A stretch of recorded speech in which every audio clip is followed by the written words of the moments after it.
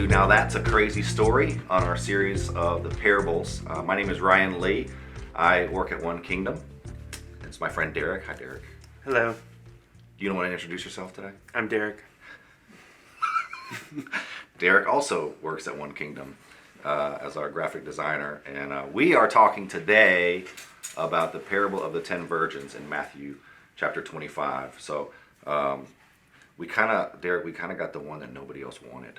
It's true. But I don't know. After we dove in, I'm kind of excited about talking. We found some really interesting nuggets that we're going to share with you guys. But I guess we can start with. Should we just go ahead and start and open up and read it?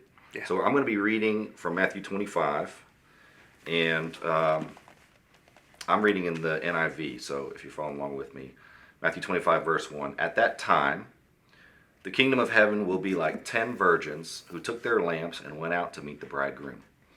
5 of them were foolish and 5 were wise. The foolish ones took their lamps, but did not take any oil with them. The wise ones, however, took oil in jars along with their lamps. The bridegroom was a long time in coming, and they all became drowsy and fell asleep. At midnight, the cry rang out, "Here's the bridegroom, come out to meet him." Then all the virgins woke up and trimmed their lamps. The foolish ones said to the wise, "Give us some of your oil, our lamps are going out." "No," they replied, "there may not be enough for both of us and you. Instead, go to those who sell oil and buy some for yourselves." But while they were on their way to buy the oil, the bridegroom arrived.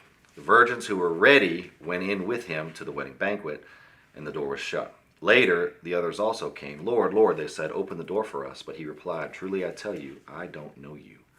Therefore, keep watch, because you do not know the day or the hour." So there's a lot to unpack here. I think it's good that we probably, as we were kind of focusing on this, it was good to look at like some context on just weddings and banquets themselves, because there's some interesting nuggets on why this was even like, this is not a wedding that you and I are used to. Like when we go to weddings, I'm not used to sitting like outside waiting, with my lamps. But why was this so relevant at the time? Yeah, so I've got some notes here, and like one thing to take into account is that arranged marriages were definitely the rule of the day, and they were very much a business transaction between two families. And so this arrangement was usually made by the groom's father, and so the groom's family would pay for a bride price, and this was money to be paid to the bride's family for the bride. Right. And so the bride's family would pay for the dowry, and these were inheritances and useful, movable things like clothing, furniture, kitchen utensils, things that could be used in the new household for the new couple. It's important to note that this story is called the parable of the 10 virgins, but in today's language, our language, we would probably just use the word, right? Yeah, just use the word bridesmaids. And so bridesmaids usually were virgins, because women tended to get married a lot younger. Well, one of the things we talked about earlier was like the bride being so young was almost like, it was like the bridesmaids were aspiring to be her too. It was something like almost like an achievement to something they aspired to. Yeah, so if you were a bridesmaid, you were hoping to perform the wedding ceremony well, because you were kind of on the spot in the spotlight, and so Right. you're out there looking for a husband as well. I think it's interesting, when you talk about the arranged marriage, like a business transaction. Like we wouldn't think of it like that way right now. Like when I married my wife, I was thinking like, all right, this is where's my receipt? Can I take her back? So we're not going to do that, obviously. But the point of them, like a business transaction, they are haggling. The two families are actually haggling after the ceremony. So the reason why the bridegroom was going to be so late, like we didn't know when they were going to arrive, because we didn't know. I'm sure some weddings was quick. Maybe the families knew each other, and it was like, hey, let's work this out quick, and then we'll go celebrate. I'm sure in a lot of weddings, though, you got two families that don't know each other, and if you've ever been in a negotiation, it can take a while. Yeah. And so that maybe was why they didn't know when the bridegroom was actually going to show up. Right. So normally on the evening of the wedding, the bride and her bridesmaids would wait at the bride's parents' home, and the groom would then come with his entourage to escort the bride and her entourage, and this was all with music and dancing to the wedding. But the exact timing was unpredictable because one, timekeeping back then is not what it is Right. today. It just couldn't be. And then two, like you said, there was still haggling and negotiation going on, and so who knows how long that could take. And then you also had preparations to be made for the wedding, and so either way, normally the groom would arrive at the bride's family's house after dark, but we see in the text that it's not until midnight. So Right. this groom was especially late. Yeah, I that's the one thing that got me was like, because I don't think about we're so impatient in our culture. Right. So like if I'm at a reception and the bride's going to be till midnight to show, like bride and groom are going to be till midnight, because like in weddings today you have the wedding ceremony and then maybe the families take pictures and then you're waiting to eat and we're all like, I'm ready to get to the food. But Right, so you don't. Right, so you wouldn't even have the wedding starting until after midnight. until after midnight. Yeah. Yeah. So this is what's so different about this. One of the things I noticed, Derek, was in this parable. So if you look at, so we're in chapter 25, and for 2 chapters now, Jesus has been talking about the end of times. Mm-hmm. This is he's talking about like end of days type of stuff, which is not an easy thing to speak about, not an easy thing to talk about. But I thought I saw one difference here. In Matthew, there are a bunch of parables, and they all say, so like for example, if you jump back to chapter 13, there are 7 parables, and ones that we know, like ones that are very popular: parable of the sower, parable of the weeds, parable of the mustard seed, parable of the yeast, parable of the hidden treasure, parable of the pearl, parable of the net, and they all say the kingdom of heaven is like. The parable of the wheat, the kingdom of heaven is like. The parable of the mustard seed, the kingdom of heaven is like. So they all say the kingdom of heaven is like.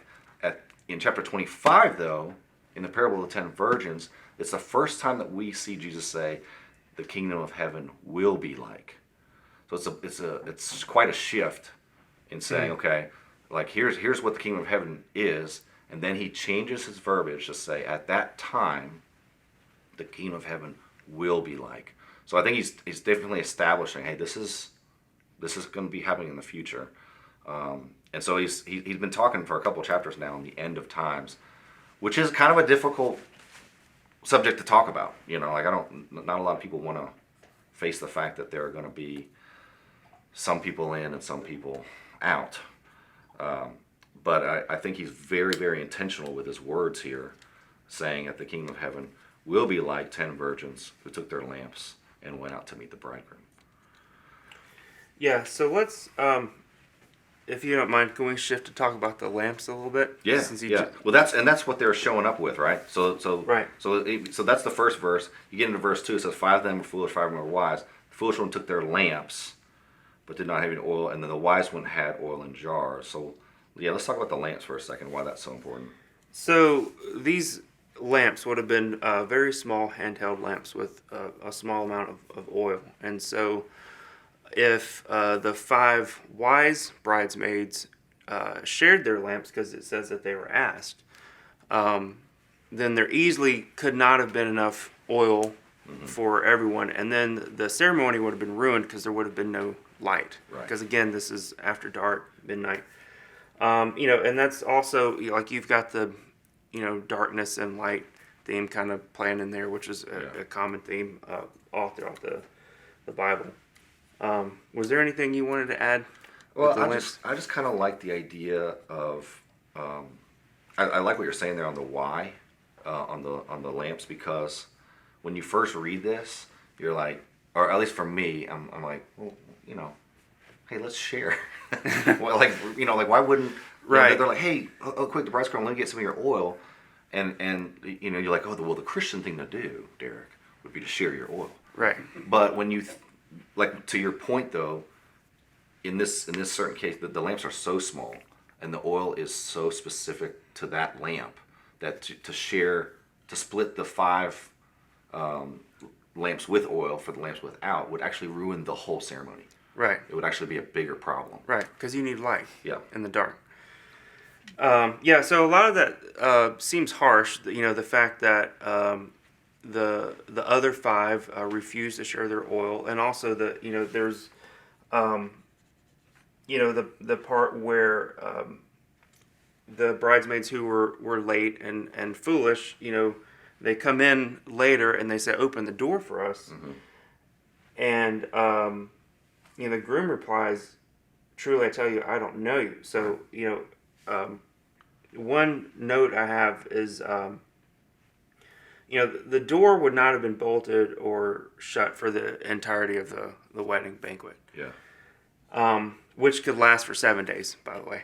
Right. Yeah. But it's likely that this newlywed couple and probably the families and other participants in the wedding felt insulted. Sure. By the bridesmaids for getting the oil for their lamps, and thus having you've got half as much light as you would normally have, and that kind of speaks to the one thing we've been talking about recently is the whole honor shame culture. Yeah. That existed back then that we don't quite get in our culture today. Yeah. I think the fact that there is a door upsets some people. This parable, I've thought about it being, this is a hard parable, but it's not hard to understand. It's just hard to hear. Like in our culture, we want everybody. Let's love everybody. Let's all just get along with one another. Like obviously, we're not doing a great job of that in our culture, but our culture just wants to say like, hey man, just know your truth, be you, and be yourself, right, and everything will be fine. But there's it's pretty clear in here. There is a door, and it will be shut. And if you're on the wrong side of it, you're not gonna get in.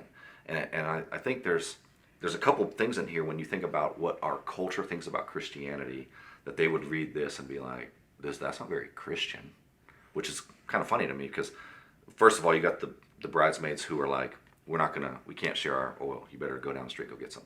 Then there's actually the bridegroom being like, no, I ain't let you in. Like, I didn't know you. And when you think about that, it's like, that's not very Christian. Actually, that's very Christ-like if you know who Jesus is. I think there's some interesting words here. For example, they separate the bridesmaids by the foolish ones and the wise ones. Right. So you have the foolish ones who don't have their oil, the wise ones who do. And if you notice, they all became drowsy and fell asleep. So it's not like the foolish ones fell asleep. Like they all were tired and fell asleep. Then you also have the fact that they were all there. They were all invited. Mm-hmm. And I think that's the Christ-like part that people are missing. They're like, well, no, everybody should get in, right? They were all at the wedding. But they were all invited. But to your point on that honor shame deal, like the 5 that were not prepared were actually really just insulting the groom. We have a phrase that like, you had one job. You had one job. Yeah. Just bring your oil. And it makes me think of my story at my own wedding. I had this girl that we knew was a friend of the family, just a young girl. She's probably, 10 or 11 years old, and she was just so excited just to be at the wedding. And at your own wedding, when you're the groom, you're kind of celebrity. You're a wedding celebrity. Yeah, you're like the prince. You're the prince. Yeah, everybody knows who you are. There's not one person that doesn't know your name, at least. Yeah. So you're kind of a wedding celebrity. Well, this young girl, she was looking for, like, she wasn't a bridesmaid or anything like that. She was just a young girl, friend of the family, and she wanted to help. Mm-hmm.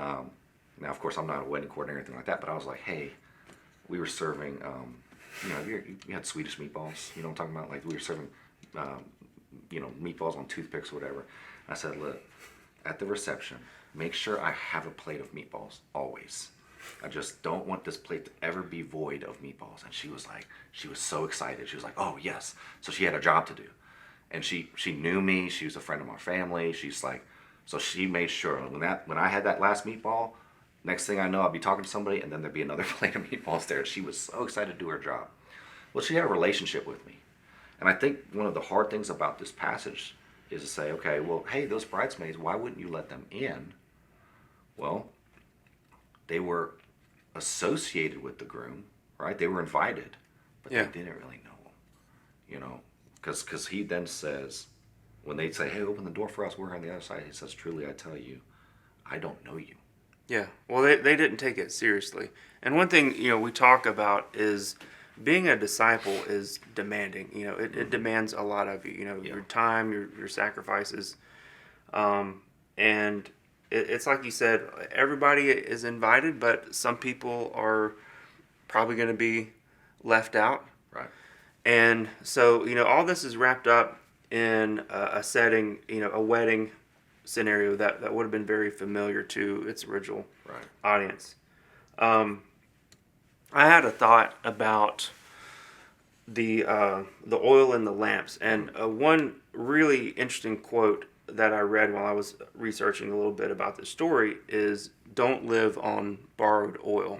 And so I had to think about that for a while, and that's something that I could sympathize with a little bit, because years ago I had some great friends here that discipled me and poured into me,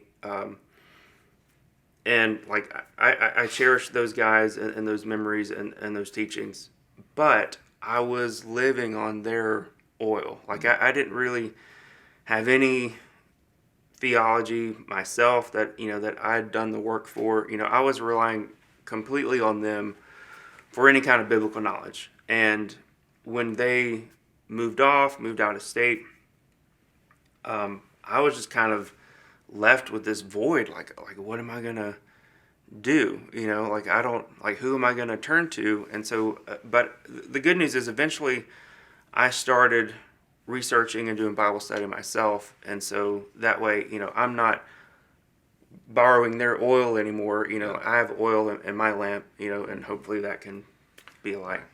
Well, and I think that's such a great analogy. I kind of liken it to like growing up and borrowing my parents' faith, because that's how I was taught. And I think that's okay. I think that's a way it's designed. You kind of lean on your parents' faith until you develop your own relationship with Jesus. Yeah. But if you stay there too long, and you're just, it's not a real personal relationship with Jesus. And I love that you say that, because when you think about the oil and the lamps and having and being prepared, you think about the light. You've already referenced, like, there's a light and a dark, right? Right.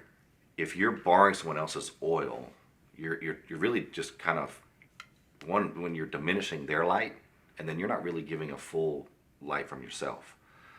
Having your own oil and having your own, which, if we're putting this analogy, this oil being your relationship with Christ, having your own oil will then fuel your lamp and your light will shine. And I think that's such a great analogy to say, like, if you can't, like, you can be next to people who are shining light, but if you're not shining light, you're still kind of in darkness. Yeah. Like, remember, like you said before, like, these lamps were small. Mm-hmm.